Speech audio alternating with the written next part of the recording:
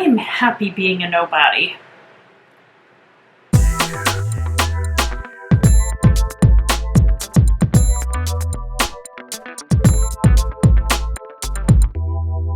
Hi my lovelies, and welcome back to my channel. If you're new here, my name is Amy and I'm a cruelty-free makeup enthusiast and blogger, and we are here in my coffee corner series. I'm actually not drinking a coffee today. It is so hot. I don't understand. It's mid-November in New England and I'm sweating. It's like 70 something degrees. If you hear background noise, it's because I had to open up a window because I am so hot.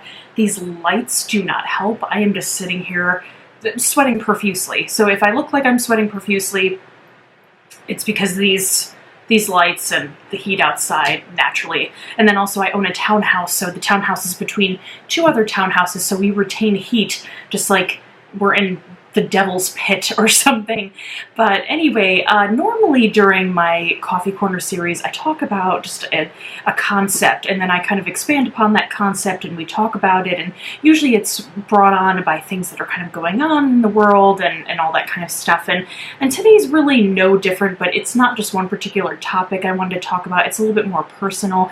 I just figured I'd get on camera and just talk about a bunch of stuff because, you know, we're nearing 1,000 subscribers. We're not that far off. It amazes me that there's around 800 of you that are subscribed to me and want to hear me talk about stuff, and it really, like, I'm just so thankful. I couldn't have asked for better subscribers and kinder people who have reached out to me, and I've made some really wonderful friends, and this is just more of just like this kind of chatty banter of thoughts that I've had, just kind of being in the beauty space and the cruelty-free space and just things that I've kind of witnessed. And I kind of wanted to go off about that because, you know, being a smaller kind of content creator, there's this idea of trying to keep up with the Joneses, to kind of stay on top of things, new releases, new product launches, because you want to stay relevant and you also want to create content for your viewers and provide reviews for your viewers because people value your opinion or they just want to hear about something before they go out and buy a product. And honestly, because I'm so small, one thing I can say is that I have the freedom to say whatever I want to say about brands and about products. I always like to keep it professional and respectful. Sometimes there's a smattering of humor thrown in there and a little bit of sass, but I don't ever think I'm disrespectful about brands, although I will be brutally honest about things. Because I'm smaller, I would say that when I first got really into makeup and learning about brands and kind of keeping up with releases, I did originally feel like I had to keep up with the Joneses, but that was actually before I started my channel. And I remember I would see a review about something, then I'd go out and buy it, or I'd go order it, and then it would come in and I would play with it. But I have to say that several years ago, when things were coming out, it wasn't as much things coming out as there are today.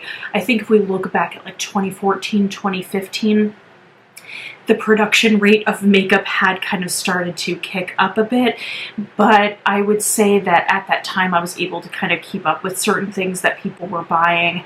And then as time went on, as the beauty space kind of grew, and then this bubble just kept getting bigger and bigger, makeup companies said, oh, there's value in kind of releasing product left and right because people are interested, and this kind of consumeristic buy kind of thing. And it was a really kind of fun time to see stuff go on. I feel like it was the height of beauty content creators and beauty gurus and watching brand trips and stuff like that. I feel like 2016, 2017, people were just going nuts. They had these giant collections, and it was so fascinating to see these gurus go on these really beautiful trips, and it was just something to kind of admire. And that being said, though, I just don't think it was very sustainable, and as we've kind of gone on, and as I feel like people have so much now in their collections, and I certainly feel that way, I don't feel the need to buy every single thing. I do think I bought a substantial amount this year, and I'm finally feeling that kind of fatigue set in, but I don't think I've ever felt the pressure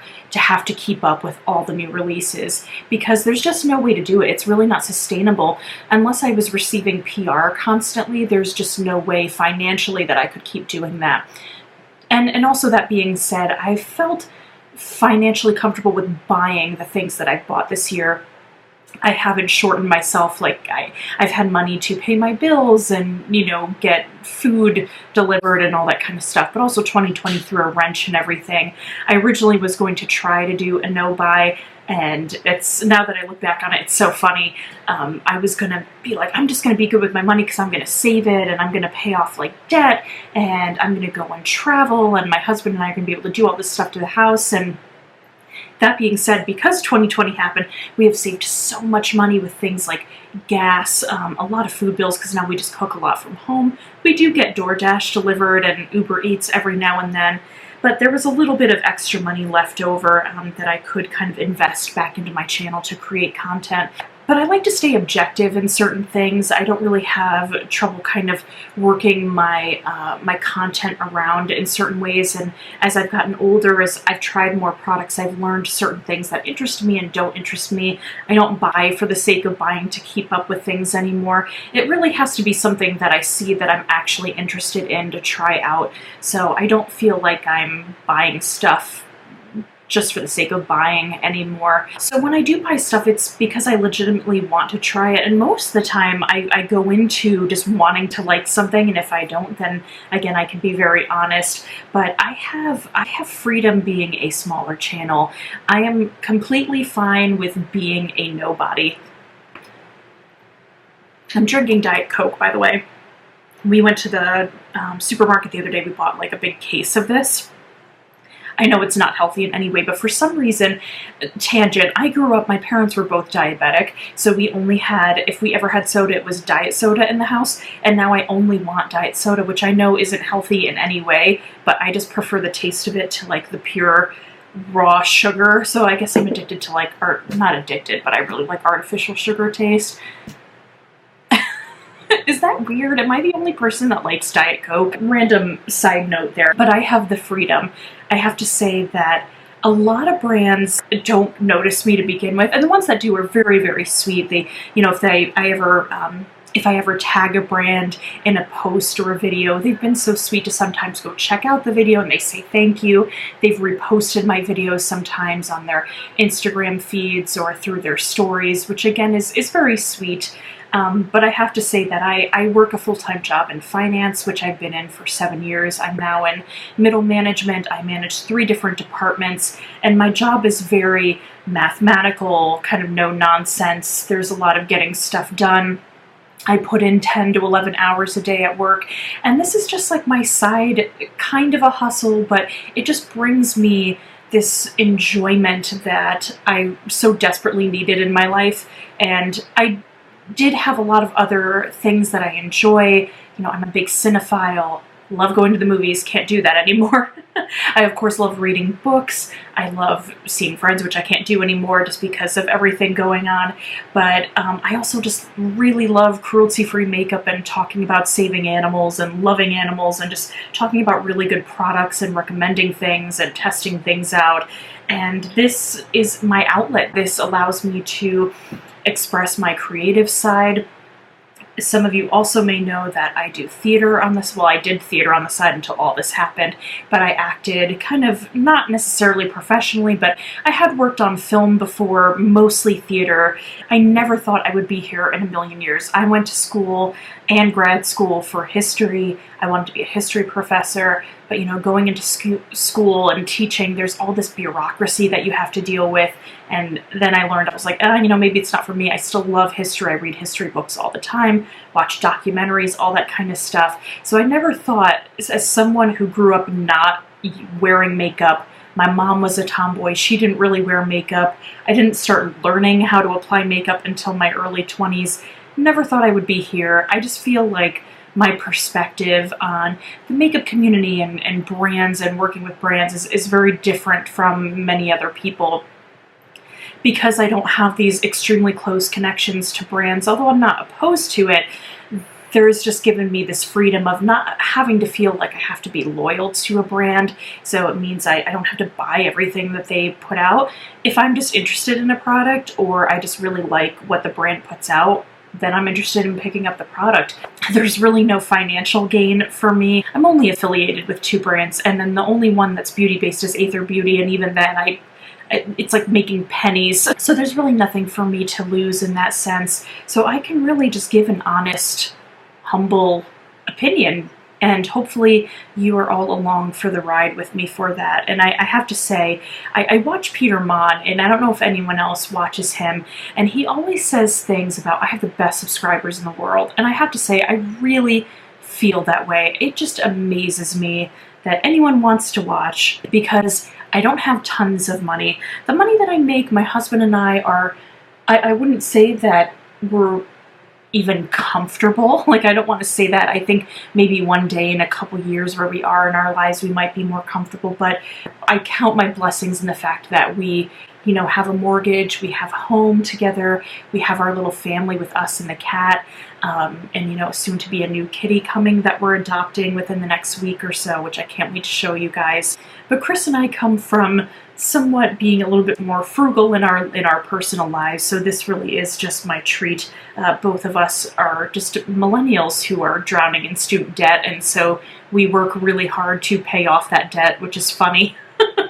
Because, you know, we were told, a lot of us when we were growing up, it's like, you have to go to college to get the job that you want, so you work really hard, you put yourself in debt to get into that college, to get the job, and then you have the job, and then you're working yourself to death at the job to pay off that debt that you needed to get into said job. So it's all just a mishmash of a lot of stuff, you know. Even though my degree is in history, it's funny that you would need a degree no matter what for what I'm in my job, because they wouldn't hire anyone who didn't have a college degree. So it's just very interesting how all that goes. I think also because we are financially smart, but we're not comfortable, like we're not like, you know, rolling around in money like some Scrooge McDuck. Hi there, editing me. I was trying to use the word secure, that I felt very secure in the position that I am at the job that I'm working at right now.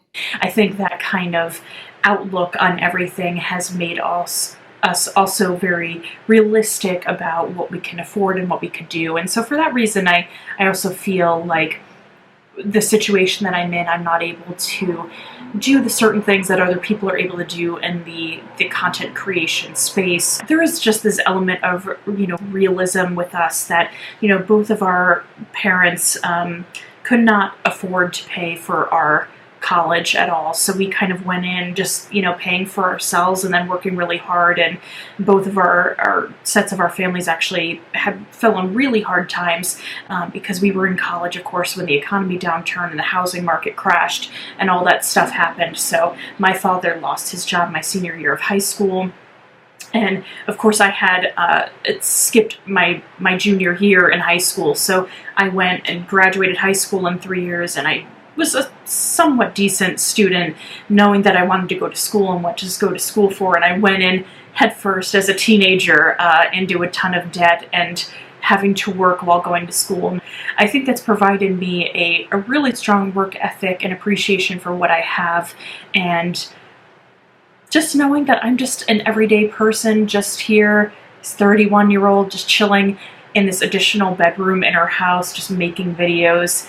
And I don't really have any fancy lights or setup or editing equipment. I don't know how to do all those fancy edits, which I would love to learn eventually. Nothing makes me happier than when a friend of mine or a subscriber goes, oh, you know what, you inspired me to look into cruelty-free products, or wow, I didn't know this and that about animal testing, or they ask me for a recommendation for something.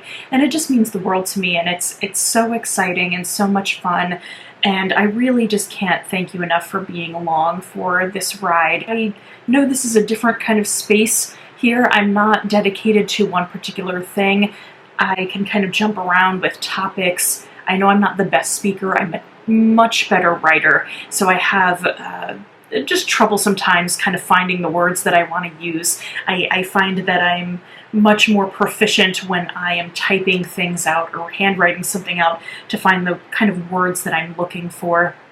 So the fact that you're able to kind of follow me while I kind of jumble around my words and you still understand the gist of what I'm saying, but the fact that you stuck around with me and you're still interested to see where I go just means the world. And 2020 has just been difficult on everyone. I know everyone's had so many different experiences. My heart goes out to everyone out there. We're going to get through this. We are resilient and persistent And as long as we stay smart and listen to scientists and go by what is recommended, I think we are going to be okay. If there's ever any kind of certain content that you want me to create or try out, or a product to try out, let me know. I'm always happy to oblige and create content for you, because that's really what I'm here for. We're here as kind of friends, you know. We sit down, and I know it's kind of one-sided. I'm here talking to a camera, but I really do engage in the comment section. So if you do comment down below, I will, you know, talk to you and all that. So I'm always interested in knowing what your thoughts and opinions are. And yeah, that's it. We're here. We're here. I'm the crazy cat lady, 31-year-old, who, if I wasn't married, I'd definitely be a spinster with a bunch of cats, drinking my Diet Coke, musing about stuff. So thanks again for watching. If you made it this far, please comment down a little peach emoji in the comments below, because you are sweet as a peach. And until next time, remember to stay compassionate and chic. Bye, lovelies.